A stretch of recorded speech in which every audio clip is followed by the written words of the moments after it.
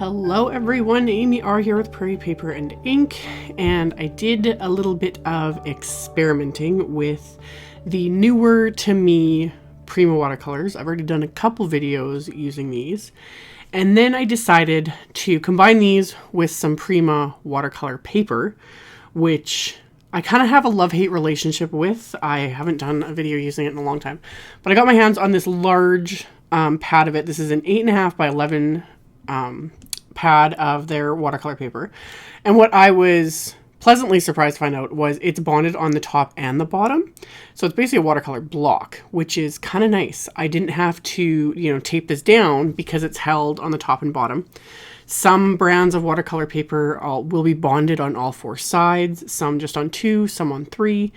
And it's similar kind of adhesive to any regular pad of paper on the top that you would just, peel a sheet off. And I'll show at the end when I've done all the watercoloring, how you remove them.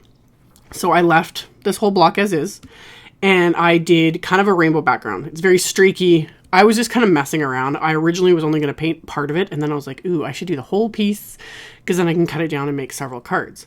So I did the first layer, and it's, like I said, it's streaky. I was just kind of messing around.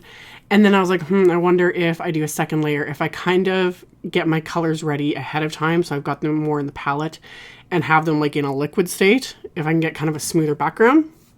Plus, I wanted to intensify the colors, because most watercolors, they dry back. When they start drying, they go lighter, and I wanted, more intense rainbow fabulousness. So that's what I did, and I was kind of right. By adding the second layer, it was brighter, and by having the colors kind of ready to go, I was able to move a little bit quicker and get, a bit more even of a look. But even then, I wasn't trying that hard. I was literally just sitting and playing really late the one night and just having fun with it. So after it was completely done, I sped up the drawing with my heat tool. Wasn't as streaky of a mess as the first layer was. I wanted to add a bit of splatter and pulled out my Ranger Perfect Pearls powder in Perfect Pearl. And I just put some onto an acrylic block. And then I'm going to add some water to this. And I'm just using my Tonic brushes here. That's what I use for the background and then for this piece. And just picked up the water with a brush, kind of let it drip onto the powder, mixed it up. So I now have this like shimmery liquid. And then I'm just going to splatter this onto the background. I wanted big splatters and little splatters, and I used every little bit up on my acrylic block. And then this took a little while to dry because I had like blobs of it, but I wanted that shimmer. So let that completely dry. And once it was dry, to remove this from the block of paper, you could either use scissors, or what I find works really nice is a pen blade, like a craft knife. And my pen blades, the ones I have, they stay super sharp. So I use my little pen blade, and I just inserted it between the top sheet and the second sheet. And then I just very gently and carefully cut between the sheets to cut that adhesive. It's really easy to do. Once you get it in there, it just kind of like glides right through. So I do that on both sides because this is a bit stronger. I didn't want to try and peel it off the top and like end up tearing my paper. Again, you want to make sure everything's completely dry when you do that though. If your watercolor paper is wet, it's weaker and you'll end up tearing everything. So everything is dry. Removed it from the block. I then cut this down using my Tonic paper trimmer and ended up trimming these all down. So they're about 4 inches by 5 1/4. I wanted them slightly smaller than an A2 card front, so I would have a little bit of a border. So I've got all 4 pieces now with this fun rainbow. And once they're cut down, it just looks so much better than it did as the single sheet. So to make these into cards, I chose 2 different large wafer dies. This first one is the Waffle Flower LACY Flower XL. This is one of the new ones, and I just love it. And then this other one is the new Simon Says Stamp Folk Dance wafer die, both of which I cut from heavyweight white cardstock. So the LACY Flower ones, I die cut 4 of them, and I'm just going to stack 2 each together. It just gives it that little extra depth, and I found I didn't need any more than 2 because I used heavyweight white cardstock. But 1 was okay, 2 just gave it that extra, almost that chipboard sort of a look. And to glue them together, I just used little dabs of Gina Connect glue. Any liquid adhesive would work, but I just added little dabs here and there all throughout that die cut and then layered these together. And then I did that with the remaining 2 wafer dies. So I've got 2 of them with double layers.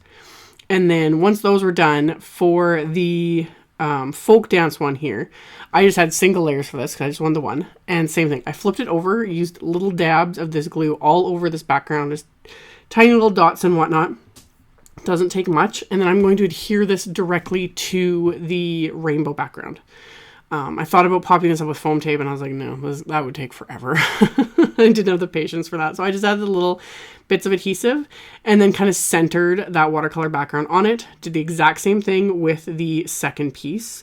And when the second piece was done, those die cuts were slightly larger than those watercolor pieces. So I just flipped it over and used the watercolor piece as my guide to trim off the excess cardstock from that die cut so that it was more even and it'll just look a little bit nicer when I layer it onto my actual card bases. So altogether, in the end, these still remain the 4 inches by 5 1/4, which layers perfectly onto a A2 size card. So got that trimmed down, and then I die cut sentiments using the Simon Says Stamp Big Thanks and Big Friend wafer dies, and I used black cardstock for the outline and then the white cardstock for the words, and the words were stacked 3 layers each.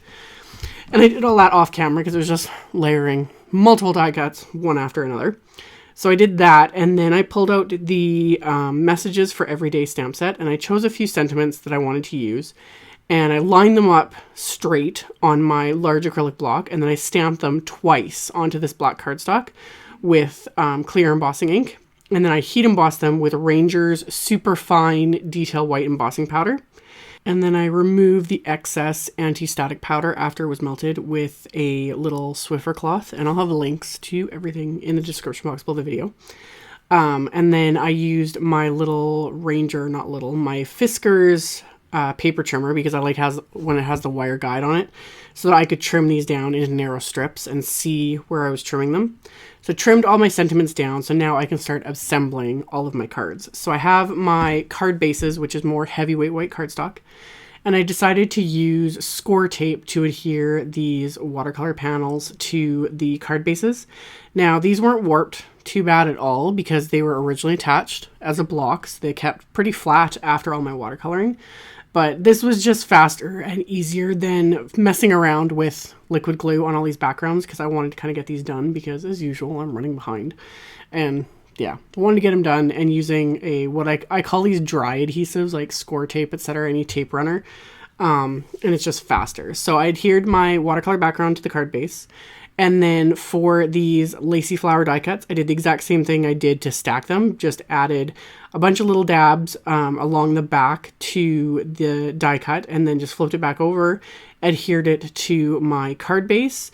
And then I'm going to flip over the card base and just use scissors to trim off all the bits that are hanging over the edge of the card there. And I'm glad I only did the 2 die cuts, because it would have been even harder to cut through those if I had done like 3 layers or 4. So I did that, and then I'm going to adhere the die cut words, again with the liquid adhesive, and then I'll adhere the stamped and heat embossed words as well, right below the die cut words. And I'd also done second sentiments to put on the insides of all the cards. You know, keeping it simple, but you gotta have something on the inside of the card.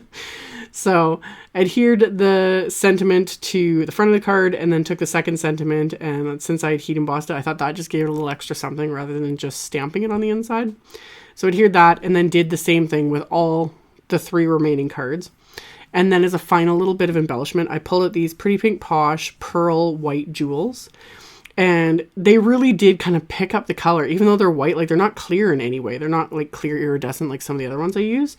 These ones are more white with the iridescent on top. And yet, even then, they really picked up the color on all these cards, which I really like. You know, they didn't take away from it all. It just works. So I sprinkled those onto all of the card fronts, and then I'm just adhering them into place with dabs of the Gina K glue, and picking up the jewels with my little jewel picker, pressing them into place. And that's going to finish off all of these cards. So like I mentioned earlier, I will have a supply list in the description box below the video. I'll also have it on my blog with direct links to everything I used. On my blog, it's picture links, so it's kind of easier to see everything. So if you're interested in any of that, you can check out the description box below my video, or you can head on over to my blog. Thank you all so much for watching and subscribing and thumbs upping and commenting on my videos. I really appreciate it. And I will see you all very soon in the next one. Bye!